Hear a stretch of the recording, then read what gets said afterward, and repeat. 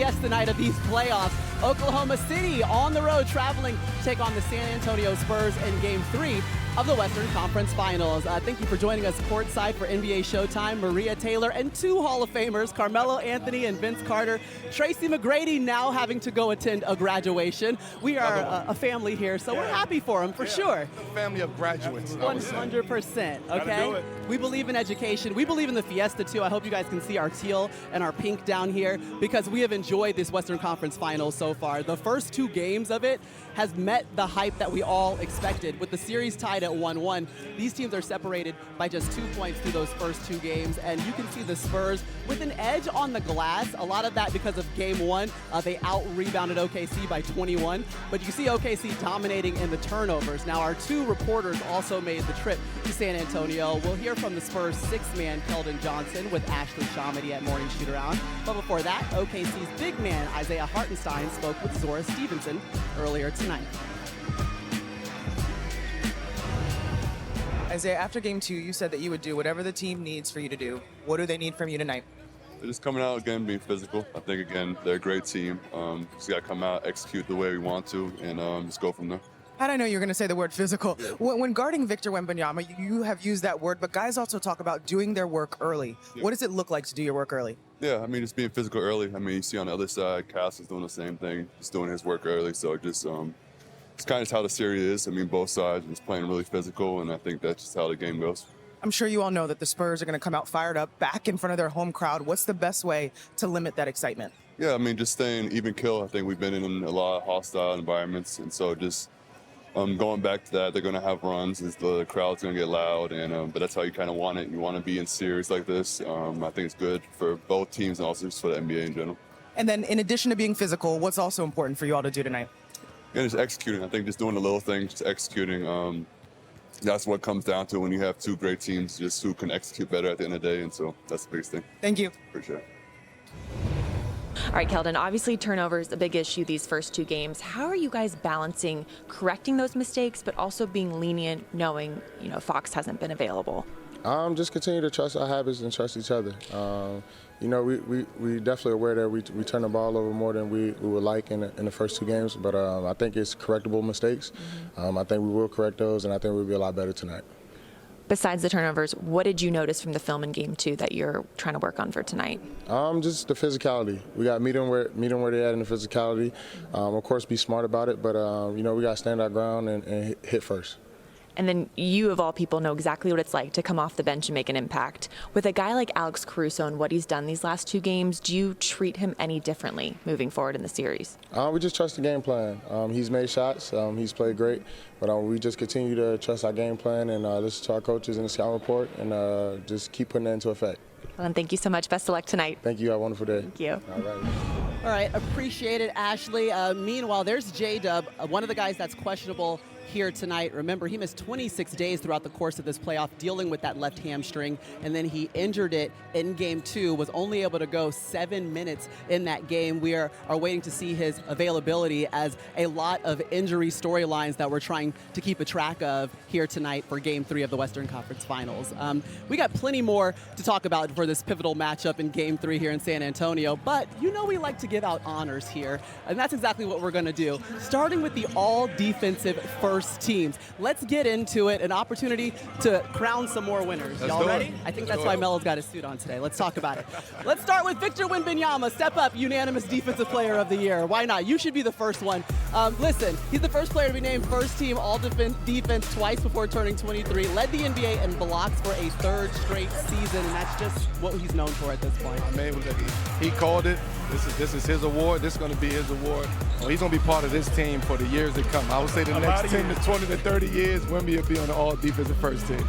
Okay, how about another guy who was a finalist for Defensive Player of the Year and a guy that we've been watching here in this series? It's Chet Holmgren. Please step up to the plate. I like that. I like Chet Holmgren. I mean, obviously he was second behind Wemby when it comes to voting a defensive first team, all defensive first team, but also in blocks. The way he leads the league in blocks, second in blocks, the way he covers the rim defensively, the way his agility on the backside of on the help side. Chet deserved this, and that's why he made first team defensively. All right, another guy that we really enjoyed watching this postseason, Asar Thompson for the Detroit Pistons, creates havoc on the defensive end. He creates havoc, at the top of the key in the paint. He's a shot blocker. He's a guy that every time your best player is bringing the ball up the court, there's the help sign right there. Every time your guy is bringing the ball up the court, he's either getting off it or calling for a screen. That says a lot about you. That's a lot of respect, and Asar Thompson has earned that, and he will earn that for years to come.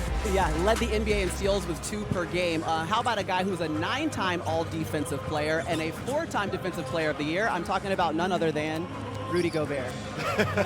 No, first of all, big shout out to Rudy, man. Rudy had an unbelievable series this postseason against the Denver Nuggets. But, I mean, come on, 8-time NBA All-Defensive First Team, 4-time Defensive Player of the Year. He should be on this team every single year as long as Rudy is in the league. Congratulations to Rudy. All right, we got one more name to add to the list, and it goes to Derek White of the Boston Celtics.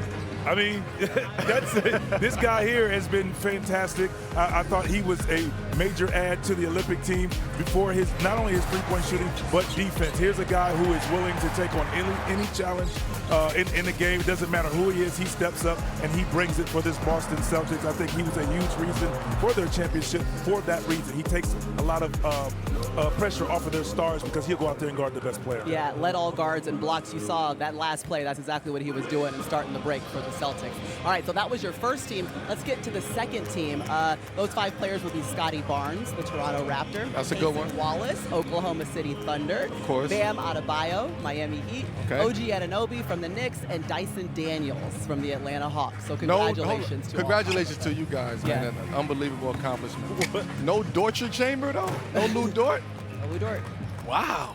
Well, I'm going to say this, though. Scotty Barnes I'm excited for because all year we talked about him possibly winning Defensive Player of the Year throughout the year. And, of course, Wemby things started to happen. But Scotty Barnes all year has been fantastic. Absolutely. He's taken the challenge of guarding all 5 positions. At one point, starting 5, guarding centers, making the difference for them in the playoffs. So congratulations to Scotty. Yeah. He deserves some love for his great defensive play. Only Wemby and Asar average more blocks per game than Scotty Barnes. That's what he was able to do. Congratulations on making the second team. All right, let's give out some more awards. Next up is the NBA Social Justice Champion Award. We have 5 deserving finalists. Miami Heat captain Bam Adebayo, also on the second team, all defense. Detroit's Tobias Harris, and Spurs vet Harrison Barnes, who we'll see in our game here tonight. There's also Cleveland's Larry Nance Jr. and Celtics star Jaylen Brown. I'm going to allow you to actually open up the envelope because let's do it. You were the first winner ever of this award, Carmelo. Talk to him. Talk to him while I open it. Okay. Talk to him while I open this. Listen, he won the inaugural award. That was back in 2021, so he knows exactly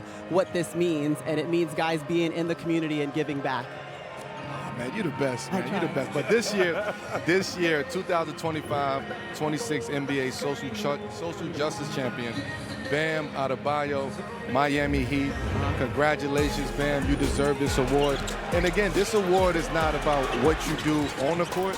It's about the responsibilities that you take on just in your community, talking to people, mentoring people, giving back to people.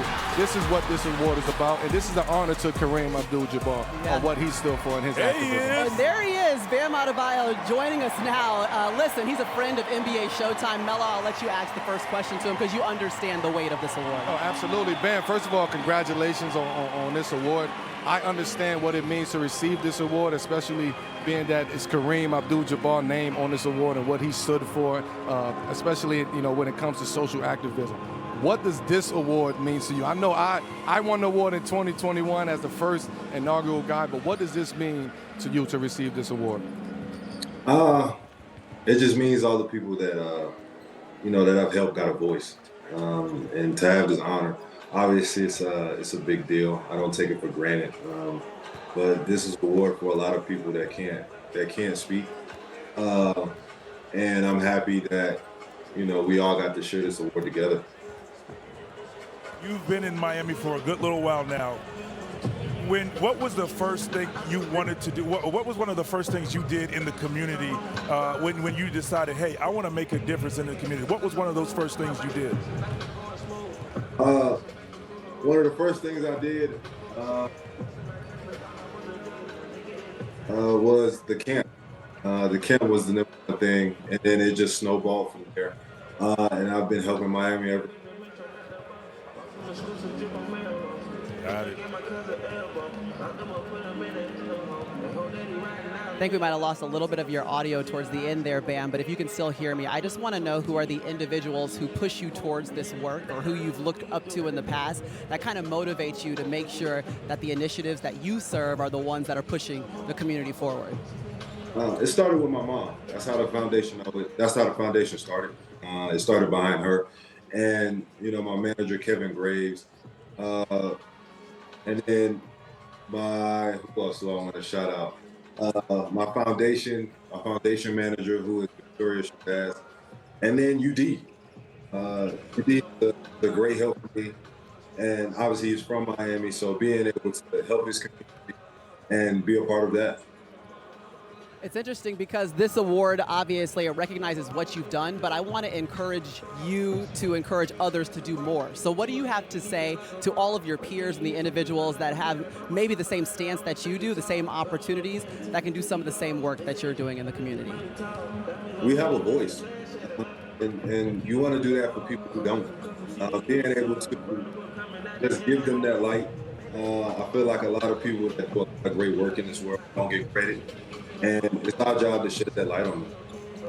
We appreciate you joining us, Bam. You going to be watching tonight? Do you want to pick the game? Do you want to pick? What's the Bam pick? Break it down for us. Come on now. I'm going to go with the Spurs. Why? Oh! Why? I feel like they're going to have a bounce-back win, and they're at home.